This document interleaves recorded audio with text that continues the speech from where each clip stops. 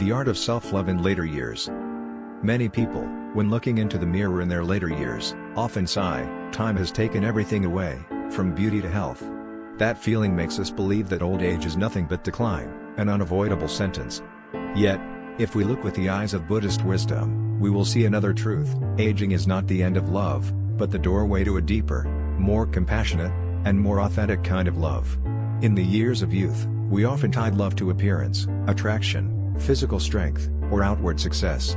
When hair is still dark and skin is still smooth, we rarely think of impermanence. But as hair turns silver and our steps slow down, life compels us to look inward. It is precisely at this time that we have the chance to discover the treasure of love that has always been within us, the love that is unconditional, not based on appearances, but on presence and compassion. The Buddha taught that true love does not depend on age. On the contrary, it often ripens and becomes more complete when we have gone through experiences, mistakes, and the lessons of life.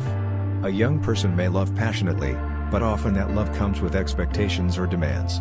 The love of old age, however, carries the sweetness of acceptance, of understanding, and of tolerance, toward oneself and toward others. Aging also helps us understand more deeply the meaning of existence. Each passing day becomes more precious, because we know that time is no longer infinite. And it is precisely this awareness that allows us to cherish even the smallest moments: a peaceful morning, a cup of hot tea, the smile of a loved one. Self-love in this stage of life is no longer about beautifying appearances, but about gently caring for a weary body, forgiving the mistakes of the past, and feeling gratitude simply for still being here. Instead of seeing old age as loss, we can regard it as a great teacher. This teacher reminds us that outward beauty fades, but kindness and wisdom grow deeper with time. This teacher shows us that real love begins when we open our hearts, accept ourselves, and love who we are, even when youth has passed. Therefore, loving oneself in old age means letting go of narrow views of loss and gain. We are no longer the youthful version of the past, but we have become a version rich in compassion, experience, and maturity. And that is precisely a form of love that is profound, peaceful, and enduring, a love that only aging allows us to touch. In the Buddha's earliest teachings, impermanence is regarded as a fundamental truth. All phenomena arise, change, and eventually fade away. For the young, impermanence often feels like a distant concept, something that happens to others, at another time. But as we grow old, as the body slows down and memory weakens, we can no longer deny reality. Impermanence is no longer theory, it becomes our daily companion. Many people are afraid when confronted with this change. We try to resist time with beauty treatments, with denial of aging, with clinging to old images of ourselves. Yet, the more we resist, the more we suffer. For no one can stop the setting sun, and no one can hold back the fading of autumn. Buddhism points to another path, to welcome impermanence as a gentle teacher. Because things change, we learn to treasure the present. Because the body grows weaker, we learn to care for it with tenderness. Because life is finite, we no longer waste time on hatred or anger, but live with compassion and letting go. Impermanence reminds us that the true value of life is not in holding on to what has passed, but in cherishing what is here now. A child's smile, a simple meal with family, or simply sitting in silence, breathing gently, all become immeasurably precious when we understand they will not last forever. When we bow to impermanence with gratitude, we begin to feel lighter. Instead of lamenting, "I am not who I once was," we can smile and say, "I am part of life's wondrous cycle." Change does not make us smaller, it integrates us into the larger rhythm of the universe. And within this integration, we find serenity. Thus, self-love in old age is not about denying aging, but about softening the heart before the law of impermanence. We do not need to be young again to feel worthy of love. On the contrary, it is in clearly seeing change that we truly learn how to love ourselves, with silver hair, wrinkled skin, but a soul complete and lucid. Impermanence, if we are willing to listen, is not an enemy but a teacher, helping us live more deeply, love ourselves more, and love others more. And this is the foundation of a lasting love in old age. We often look back on our past with judgmental eyes. Mistakes, rushed choices, or moments of weakness make us believe we wasted time, went astray, or even ruined our lives. But the truth is, no path is meaningless. Every step, whether rough or smooth, leaves within us a seed of understanding. When we learn to look back with compassion, the journey is no longer a burden, but a treasure of experience that helps us grow. Compassion for the past does not mean excusing mistakes or denying pain.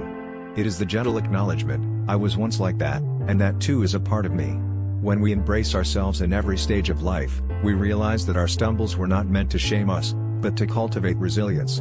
It was precisely the times we fell that taught us to rise, the days we were lost that taught us to cherish finding direction. Many live their whole lives in regret, letting old memories chain them to the past. But compassion has the power to free us.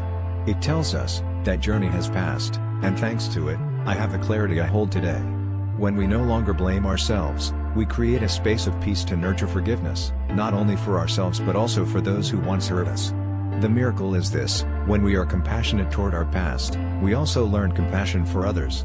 For in their mistakes, we see reflections of our own. In their weaknesses, we recognize the same struggles that once caused us pain. And through this, we no longer judge so quickly, but extend empathy instead. Human beings do not grow by avoiding failure, but by facing and overcoming it. Every scar of the soul carries a story, and if we are compassionate enough, those stories become sources of strength. To look back with compassionate eyes is to give ourselves the gift of freedom, freedom from blame, from regret, from the burden of if only. Ultimately, compassion for the past is not only an attitude but a path of healing. It helps us see that everything had its reason to exist, everything served as material for us to become the deeper and more authentic version of ourselves today. When we begin to look back with compassion, we slowly realize another truth: not everything in life is within our control. Humans naturally desire to hold the future firmly, to have everything go according to plan, to keep life within their grasp. But the tighter we cling to control, the easier we fall into anxiety, disappointment, and suffering, because reality always moves beyond our calculations. Perhaps each of us has experienced helpless moments, a relationship breaking despite our best efforts, a career failing despite our full dedication, or a sudden event striking without warning. These things teach us that there are currents we cannot force. Struggling to control everything only exhausts the mind, while letting go opens the space of freedom, where we learn to trust the natural rhythm of life. Letting go does not mean giving up. It is awareness, discerning what can be changed through effort, and what must be accepted. We do not run from responsibility, nor do we live carelessly. Instead, we give our wholehearted effort to what is truly ours, and then release the outcome to follow its own path. Like a farmer sowing seeds, we water, nurture, and care, but cannot force the plant to blossom on the day we wish. At its depth, letting go is an act of trust. Trust that life has an unseen order, trust that what comes and goes carries meaning. When we stop forcing, we open ourselves to unexpected opportunities, hidden lessons in adversity, and blessings beyond imagination. Often, today's losses are the very doorway to tomorrow's beginnings. More importantly, letting go restores peace in the present. Instead of worrying about a future that has not yet come, or clinging to what has gone, we return to fully live this moment. The mind no longer stretched between past and future, but resting in the here and now. And in this presence, we finally taste life most deeply. Learning to let go of control is not merely a skill, but an art of living. It requires courage, for letting go means facing fear of loss, of uncertainty, of things not going our way. But once we pass through that fear, we enter a greater freedom, where life flows naturally, and we are no longer resistors, but companions to its rhythm. When we learn to let go of control, a natural transformation occurs in how we relate to others, especially through speech. Words are bridges of the soul, but they can also become invisible blades if misused. Often, a single careless sentence can wound, divide, or leave scars that last. That is why practicing gentle speech is an essential part of the path to peace and depth. Gentle speech is not simply sweet talk, but the habit of placing mindfulness and compassion in each word. Before speaking, we pause and listen. Is this truly necessary? Does it bring peace, or is it just to satisfy my ego? When there is stillness within, our words become clear, simple, yet filled with healing energy. A word of encouragement, a sincere comfort, can calm storms in another's heart. Many believe strength lies in dominance, harsh voices, or winning arguments. But true strength lies in gentleness.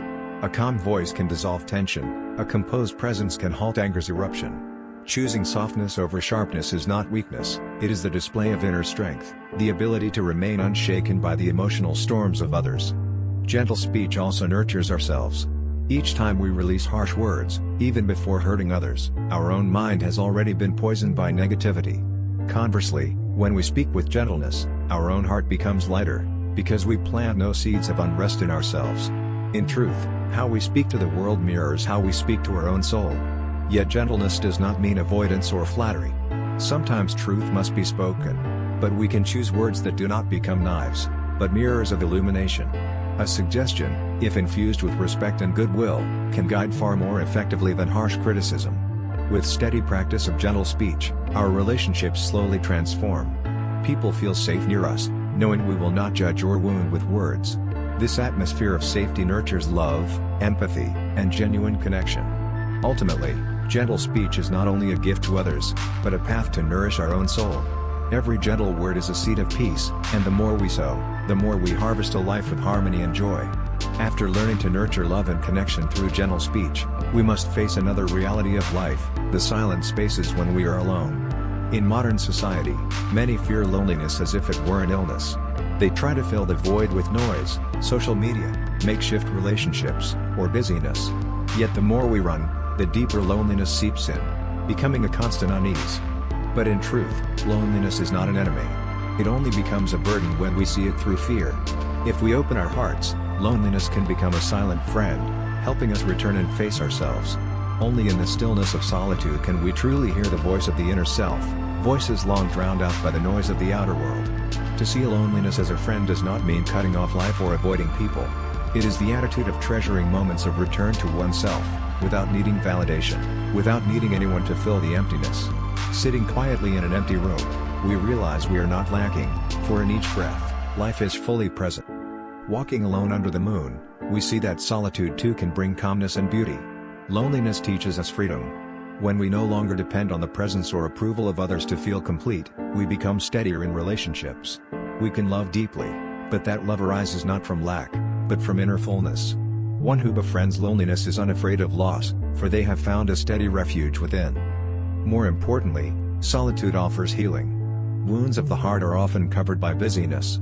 But when we sit still, we find the courage to touch pain, to face fragility, and from there to embrace and forgive. Solitude helps us become our own most faithful companion. Once we make peace with loneliness, we no longer fear the empty spaces of life. Instead, we use them as moments of renewal, restoring energy, reconnecting with core values, preparing for new journeys. Seen with mindfulness, solitude is no longer absence, but nourishment. Thus, instead of running or resisting, let us learn to sit beside loneliness as with an old friend. Silent, yet within that silence lies the wisdom, peace, and strength we need for the road ahead. When we befriend solitude, a subtle transformation occurs. We realize our presence is not separate from life's best flow. Humans often live in the illusion of being separate entities, outside the universe, controlling everything at will. But the deeper we go within, the more we see we are but one link in the vast web of life, where everything connects and interacts intricately. Each breath we take is not born by itself, but thanks to trees releasing oxygen. The food we eat comes from the work of earth, rain, sunlight, and countless human hands. Even this body we call our own is a blend of water, wind, fire, and earth, gifts of the universe. Seeing this, we no longer cling to the ego as an isolated island, but open our hearts to feel the sacred interconnection with all beings. Realizing we are part of the whole makes us live more humbly. We no longer believe we are the center, that our happiness can rest on the suffering of others. Instead, we understand that every action, every word, every choice ripples outward into the world. A gentle smile can brighten someone's day, an irresponsible act can harm a community. This self-awareness makes us careful, responsible, and more loving. The sense of belonging to the whole also soothes the loneliness that haunts so many. Knowing we are part of life's great flow, we no longer feel lost or abandoned. We are children of earth and sky, brothers and sisters with all beings. Even alone, we are never truly alone, for always around us are the silent companions of trees, wind, sunlight, and countless living presences. Going further, to see ourselves as part of the whole gives us firm faith that life, despite its ups and downs, always moves in harmony. When we align with this flow, we feel an inner safety, not from control, but from trusting that we are upheld by a power greater than ourselves. And then we understand that life is not merely for the narrow I, but for the greater we. We find deeper meaning in existence when we contribute, share, and spread positive value for the whole. In this integration, our lives become richer and more complete than ever before. After realizing we are part of the whole, we begin to see life and ourselves in a new light, more compassionate, deeper, and more beautiful, even within the cracks. In Japanese culture, there is an art called kintsugi, the art of repairing broken pottery by filling cracks with gold. Instead of hiding or discarding, the artisan honors the cracks, making them unique highlights that render the object more precious than ever. So it is with the human soul. Every wound, mistake, and break can become lines of gold if we learn to see them with wisdom and compassion. No one escapes life without cracks. Perhaps it was a broken love leaving deep pain, an irreparable loss, or a failure that seemed impossible to recover from. In such times, many hide, deny, or try to erase the traces. But the more we deny, the longer the wounds fester. Kintsugi for the Soul invites us on the opposite path, to face the cracks, embrace them, and transform them into part of our unique beauty. To do so, we need patience. Just as the artisan carefully joins shattered pieces, we must treat ourselves gently, not rushing healing, not forcing wholeness. We allow ourselves time to cry, to hurt, to understand how the wound formed. Then, step by step, we learn to fill the cracks with the gold of compassion and understanding. The miracle is this: once we pass through this process, we no longer see cracks as flaws, but as evidence of inner strength. They tell the story, I once fell, but I also rose. Cracks do not lessen our worth, they make us unique, for no one else has walked this exact journey. Moreover, once we learn to do kintsugi for our own soul, we more easily empathize with the cracks of others. We no longer judge, but understand. They too carry broken pieces needing repair. Perhaps only when we all learn to honor both beauty and wounds in one another will the world truly become a peaceful place to live together. Ultimately, kintsugi for the soul is not only a metaphor for healing, but a philosophy of life. Do not fear the cracks, for they are the places where light enters, and where we find our strength, beauty, and truth. After walking through impermanence, letting go of control, practicing compassion toward ourselves, cultivating gentle speech, befriending solitude, realizing our belonging to the whole, and honoring our cracks with kintsugi for the soul, we come to the final step, practicing meditation so that all of these truths are not just ideas, but become living experiences in each breath. Meditation does not require a special place or complex ritual. It begins very simply, with a breath. Sit in a quiet place, perhaps by a window with soft light, or in a garden with still air. Close your eyes, inhale deeply, then exhale slowly. Feel the air entering, spreading through the chest, then gently leaving the body. Each breath is a reminder, I am alive, I am present, and right now is enough. Thank you for watching until the end of the video. Don't forget to like and subscribe to the channel to watch more interesting videos.